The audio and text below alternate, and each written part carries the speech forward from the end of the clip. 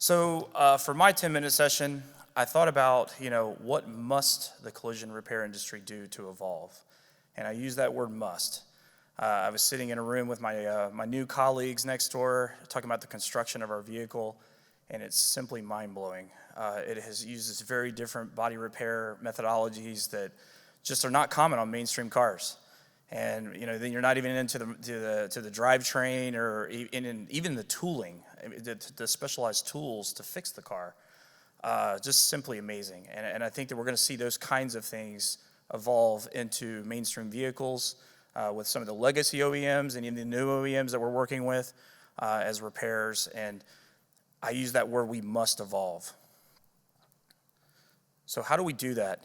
The first talking point, our talent, our young people out there.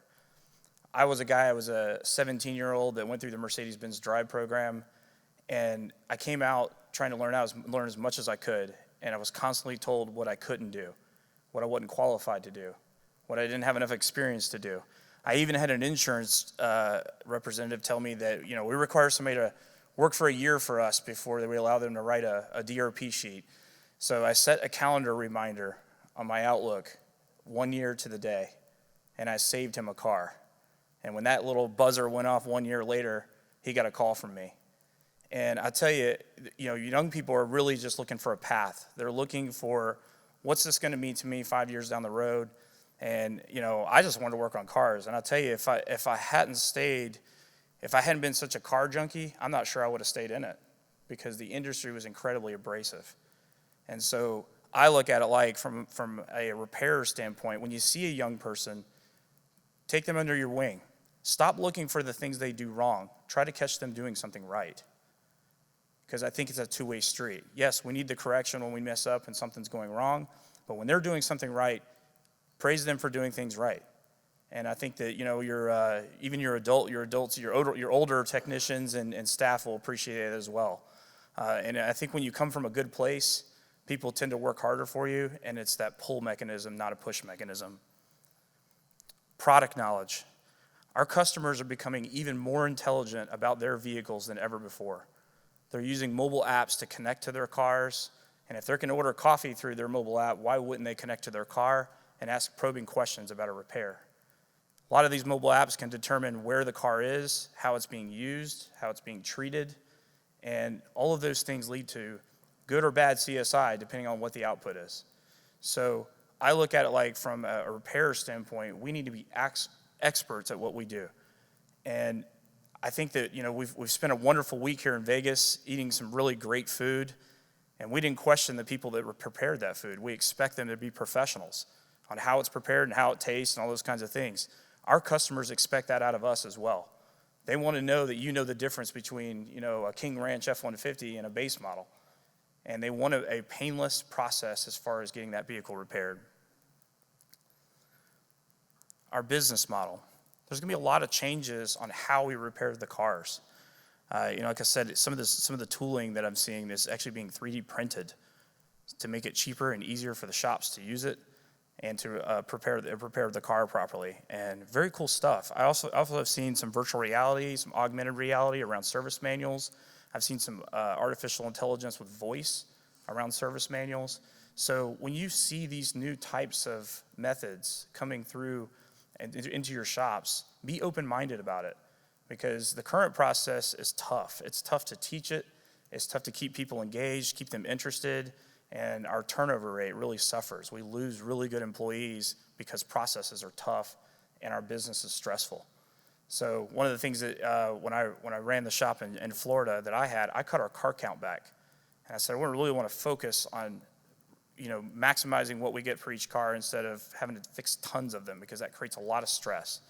And I'll tell you, as a guy that had his car in a dealership for 7 months here recently, I'm a pretty patient guy, but it was really frustrating. And I felt like my car just fell off in a dark hole somewhere and I wasn't being communicated with. So use those types of technologies on how you repair the car, how you run your business, how you talk to your customers, and give them an unbelievable experience. Remember, they only do it every 10 years. So it's not something that they're used to. And I think that any chance you get time to surprise them with good customer service, they're going to tell lots of people about your business. So OEMs and DRPs, I think that what's been a battleground for too many years, certainly when I got into it, you were basically told to go pick a side and choose which side of the fence you wanted to be on and all those kinds of things. That stuff's got to stop. I know that from Lucid's perspective, we're going to talk to insurance companies so they understand our car, they understand the technology, they understand how to fix it, right, and what to expect. And I think you're going to see some more of that with other OEMs where they offer insurance with their cars, and there's going to be those partnerships. And just be transparent. I found that when you tell the story with the estimate, it's not so much a battle. I didn't have a lot of those kinds of things because they didn't feel like we were being dishonest or whatever it might be. And consumers deserve that as well. They look at like, wow, this is incredibly expensive to fix this car. I had no idea. But if you tell the story, it really opens their eyes to things. So as I close this out, integrity is another thing that I'd like to hit on. It's not always easy to do the right thing. It's not always easy to get along with everybody. And that might be your vendors, that could even be employees. I've certainly had my challenges with that. But integrity is everything. My father said to be great at what you do because perfect strangers are counting on you. And as repair professionals, that is critical. And continuous education and learning and integrity is the real true blood is the lifeblood of a true professional.